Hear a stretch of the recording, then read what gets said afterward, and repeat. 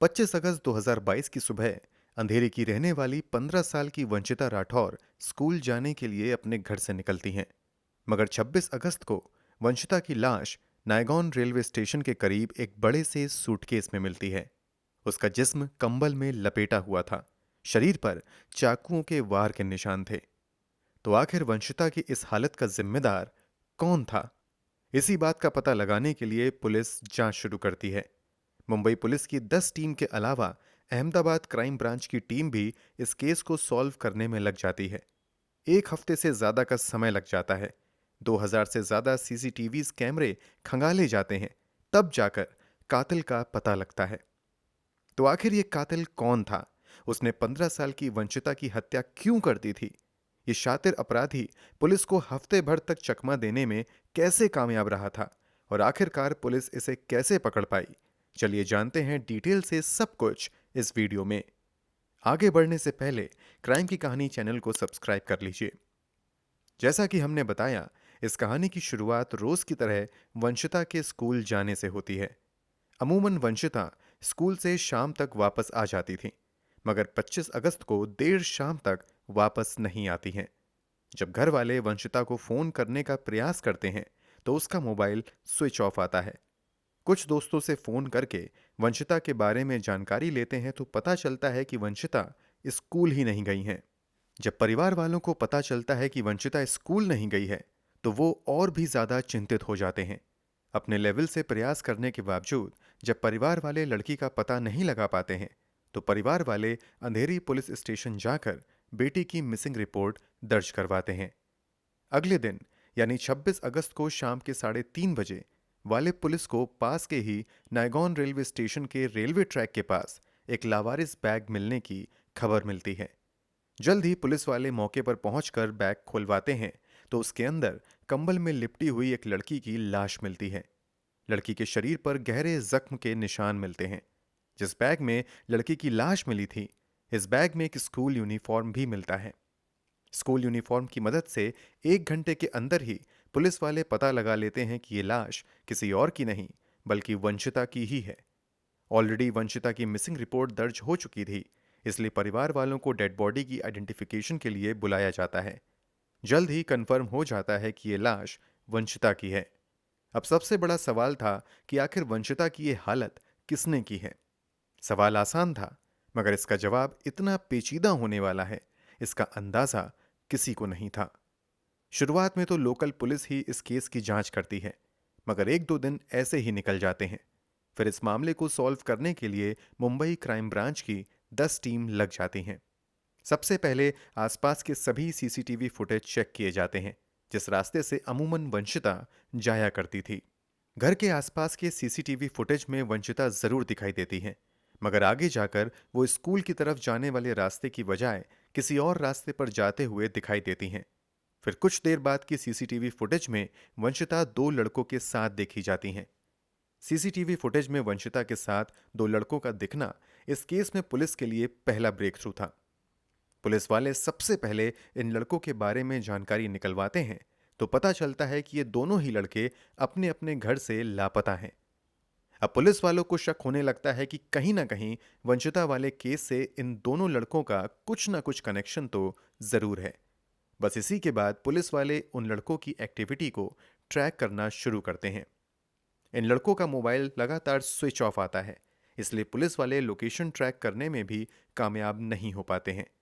शक होने लगता है कि ये लड़के कहीं शहर छोड़कर भाग तो नहीं गए हैं, इसलिए अब पास के रेलवे स्टेशन पर जाकर वहां लगे सीसीटीवी फुटेज की जांच करने का सिलसिला शुरू होता है। मुंबई के अलग अलग लोकेशन पर मौजूदा रेलवे स्टेशन पर जाना और वहां पर लगे हजारों कैमरों को चेक करना बड़ा ही मुश्किल काम था, मगर फिर भी पुलिस वाले इस काम को शुरू कर देते हैं। वंशिता के साथ शुरुआती समय में सीसीटीवी फुटेज में दिखे दोनों लड़कों की पहली तस्वीर विरार रेलवे स्टेशन पर लगे एक सीसीटीवी कैमरे में कैद हो जाती है। कमाल की बात यह थी कि 2 घंटे के बाद ये दोनों लड़के फिर से उसी स्टेशन पर दिखाई देते हैं। वहां से ये दोनों जोधपुर एक्सप्रेस में बैठते हुए दिखते हैं। अब पुलिस वाले इस लीड को फॉलो करते हुए जयपुर तक जाते हैं। यहां भी सैकड़ों सीसीटीवी फुटेज की जांच की जाती है। पता चलता है कि ये लड़के जयपुर से जोधपुर और फिर वहां से अजमेर जाते हैं। आगे की जांच से लीड मिलता है कि अजमेर के बाद दोनों वैष्णो देवी गए हैं। इन सब के बीच कई दिन बीत जाते हैं। पुलिस और सस्पेक्ट के बीच लुका छुपी का खेल चलता रहता है। पुलिस वाले जब वैष्णो देवी जाकर वहां इन दोनों लड़कों की एक्टिविटीज को ट्रैक करते हैं तो पता चलता है कि अब ये लोग वहां से पोखरण गुजरात चले गए हैं। जब दोनों सस्पेक्ट गुजरात में एंट्री कर लेते हैं तो अब अहमदाबाद क्राइम ब्रांच की भी मदद मुंबई पुलिस लेती है। अहमदाबाद पुलिस की मदद से पता चलता है कि दोनों लड़के अब पोखरण से पालनपुर नाम की जगह की तरफ चले गए हैं। यहां तक पहुंचते हुए एक सप्ताह का समय बीत चुका था। पुलिस वाले अब तक अहमदाबाद से अजमेर के बीच 2000 से ज्यादा सीसीटीवी फुटेज की जांच कर चुके थे। इन फुटेज में एक बात कॉमन थी कि इन लड़कों के पास लड़की का स्कूल बैग मौजूद था। जब दोनों सस्पेक्ट पालनपुर पहुंच जाते हैं तो गुजरात पुलिस लोकल इन्फॉर्मर को एक्टिवेट कर देती है और दोनों सस्पेक्ट की तस्वीर देते हुए लगातार इन पर नजर रखने और इनसे जुड़ी एक एक जानकारी देने को कहती है। जल्दी पुलिस वालों को टिप भी मिल जाती है कि दो सस्पेक्ट में से एक पालनपुर गांव के ही अपने एक रिश्तेदार के घर देखा गया है। इस गुप्त सूचना के आधार पर उस रिश्तेदार के घर पर छापेमारी की जाती है, मगर हमेशा की तरह पुलिस के पहुंचने से पहले ही सस्पेक्ट वहां से लापता हो जाता है। हालांकि कुछ ही समय बाद पुलिस को फिर से अपने एजेंट से जानकारी मिलती है कि दोनों सस्पेक्ट पास के ही एक लॉज में रुके हुए हैं। इस इंफॉर्मेशन के आधार पर 1 बजे रात में पालनपुर के ही एक लॉज में स्थानीय पुलिस स्टेशन की एक टीम छापेमारी करती है और फाइनली इन दोनों सस्पेक्ट को वंशिता की हत्या के एक सप्ताह बाद धर दबोचा जाता है। मामले की जानकारी मुंबई पुलिस को भी दे दी जाती है।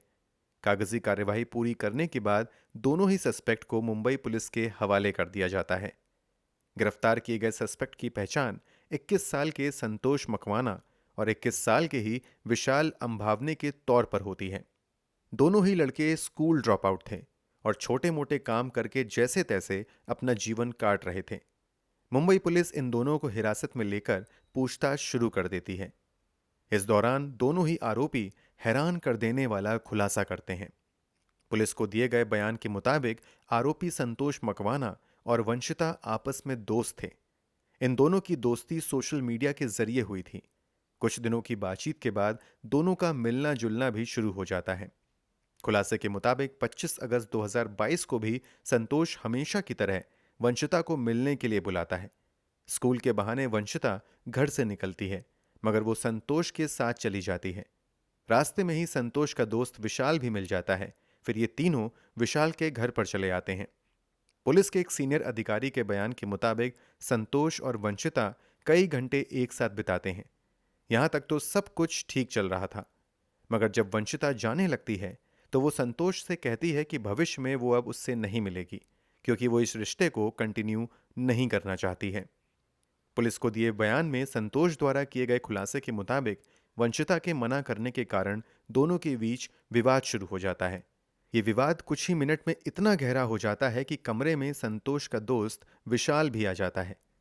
संतोष पास में खड़े अपने दोस्त को इशारा करके वंशिता पर चाकू से हमला करने के लिए कहता है। संतोष का आदेश मिलते ही विशाल एक के बाद एक कई बार वंशिता के पेट पर चाकू से कर देता है। वंशिता भाग ना जाए और वो जोर से चिल्लाए ना, इसलिए संतोष जोर से उसका मुंह बंद करने के साथ साथ उसे जोर से पकड़ कर भी रखता है। इतना ही नहीं, अगले ही पल संतोष विशाल के हाथ से चाकू लेकर खुद ही वंशिता के शरीर पर हमले करने लगता है और ये हमले तब तक जारी रखता है जब तक कि वंशिता की सांसें नहीं थम जाती हैं। जब वंशिता मर जाती है तो विशाल और संतोष मिलकर पहले तो वंशिता का स्कूल ड्रेस चेंज करके विशाल की शर्ट और पैंट उसे पहना देते हैं। फिर कमरे में रखे एक कंबल में वंशिता के शरीर को अच्छे से लपेट देते हैं और एक बड़े से ट्रैवल बैग में किसी तरीके से वंशिता के शरीर को उसी बैग में रख देते हैं। लाश को बैग में छिपाने के बाद दोनों घर के बाहर आते हैं और पास के ही एक ऑटो रिक्शा को भाड़े पर बुलाते हैं। फिर ऑटो पर ही बैग रखकर विले पार्ले रेलवे स्टेशन आ जाते हैं। यहां पर दोनों बैग के साथ विरार स्लो ट्रेन पर चढ़ते हैं। आगे ये नायगॉन स्टेशन पर उतरने से पहले 5:30 पर स्टेशन से ठीक पहले झाड़ियों के बीच एक ब्रिज के नीचे चलती ट्रेन से उस बैग को फेंक देते हैं। आगे ये दोनों वसई के लिए दूसरी ट्रेन पकड़कर चले जाते हैं। पुलिस के मुताबिक ये दोनों आरोपी वसई पहुंचने के बाद नई जीन्स और शर्ट खरीदते हैं, पास के ही एक सैलून में जाकर बाल कटवाते हैं और एक नए लुक के साथ वसई से विरार चले जाते हैं। इस तरीके से एक जगह से दूसरी जगह ये दोनों सफर करते रहते हैं और आखिरकार पुलिस की पकड़ में आ ही जाते हैं। इन खुलासों के बाद इन दोनों की ही निशानदेही पर पुलिस वाले पालनपुर से ही एक घर में छापेमारी करके इन दोनों का मोबाइल भी बरामद कर लेते हैं। इसके अलावा वंशिता का ड्रेस, स्कूल बैग इत्यादि भी यहां से मिलता है। अब ये तो साफ हो चुका था कि वंशिता की हत्या उसके दोस्त संतोष ने अपने एक और दोस्त विशाल के साथ मिलकर की है। मगर इस हत्या का मोटिव क्या था? इस सवाल का जवाब देते हुए पुलिस वाले खुलासा करते हैं कि विशाल और संतोष ने जो बयान दिया, उसके मुताबिक जब संतोष और वंशिता की दोस्ती सोशल मीडिया के जरिए होती है तो दोनों का मिलना जुलना शुरू हो जाता है। इस बात का पता वंशिता के परिवार वालों को भी चल जाता है।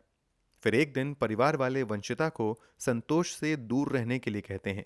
इतना ही नहीं, कथित तौर पर वंशिता के परिवार के कुछ सदस्य संतोष के साथ हाथापाई भी करते हैं। वंशिता के परिवार वालों द्वारा किए गए दुर्व्यवहार से संतोष का ईगो हर्ट हो जाता है। अब वो इस बेइज्जती का बदला लेने का फैसला करता है और फिर इस प्लान में अपने दोस्त विशाल को भी शामिल कर लेता है।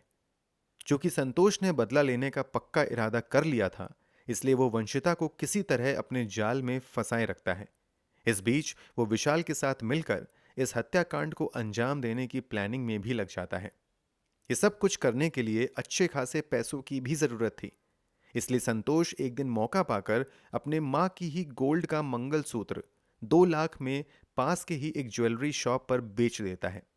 क्योंकि वो मंगलसूत्र चोरी का था, इसलिए एक दलाल के जरिए ये डील करवाई गई थी, इसलिए 10,000 रुपए कमीशन दलाल को भी देता है। बाकी बचे पैसों में से वो कुछ पैसा अपने दोस्त विशाल को चाकू और कुछ जरूरी सामान खरीदने के लिए देता है। आगे प्लान के मुताबिक ही संतोष वंशिता को मिलने के लिए बुलाता है, कुछ समय साथ बिताता है, फिर बहाने से झगड़ा शुरू करता है और इसी झगड़े के बीच संतोष का इशारा मिलते ही विशाल वंशिता पर चाकू से हमला कर देता है और आगे घायल वंशिता को संतोष अपने ही हाथों से मौत के घाट उतार देता है। आखिर संतोष ने इतनी परफेक्ट प्लानिंग के साथ इस हत्याकांड को अंजाम कैसे दिया और पुलिस से बचने में कामयाब कैसे हो गया? इसके जवाब में संतोष बताता है कि वो पिछले काफी समय से लगातार क्राइम पेट्रोल जैसी सीरीज देख रहा था। इन्हीं सब चीजों को देखकर उसे क्राइम करने और फिर क्राइम से बचने का आइडिया आया और इस भरोसे के दम पर उसने इस हैवानियत को अंजाम दिया। संतोष अपनी दोस्ती का हवाला देते हुए विशाल को भी इस जुर्म में शामिल होने के लिए राजी कर लेता है। इतना ही नहीं, विशाल को यकीन भी दिलवा देता है कि वो ये सब कुछ करने के बावजूद पुलिस को चकमा देने में कामयाब रहेगा और फिर जब एक समय बाद सब कुछ शांत हो जाएगा तो वापस मुंबई आकर अपनी नॉर्मल जिंदगी जीने लगेगा। मगर पुलिस की अथक मेहनत से संतोष की सारी प्लानिंग धरी रह गई और उसके जुर्म का पर्दाफाश हो गया। संतोष और विशाल दोनों पर ही हत्या समेत कई संगीन धाराओं में मामला दर्ज करने के बाद जेल भेज दिया जाता है।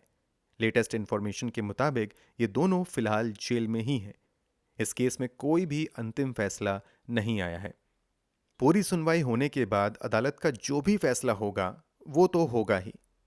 अगर आपको इस मामले में फैसला सुनाने का अधिकार दिया जाए तो आप संतोष और विशाल को क्या सजा देंगे?